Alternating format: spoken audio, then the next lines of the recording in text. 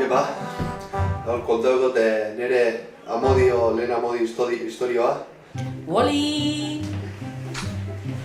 A ber, nire lehenengok amodixu izan zan, 5 urteko gela neukinean klasekide bat. Zan, larun gaueko neska bat, kalean ezautzen ebena. Pietik hitz egiten ibiltzen ginen. Pixka bat nik egin nuen como paso.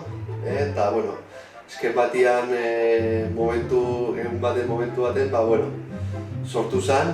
Gaina esan San Valentin egune. Eta aprobetxando hoxe, esan etzen guztetxe nela, eta esango binean nobixuk, eta 5 urteaz za, Egin nuen zehoze, baina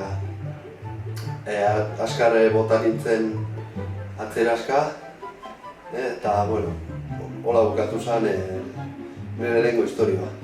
Datzan inbaitzez ez da, baina egun bat dura ban, eta jazta.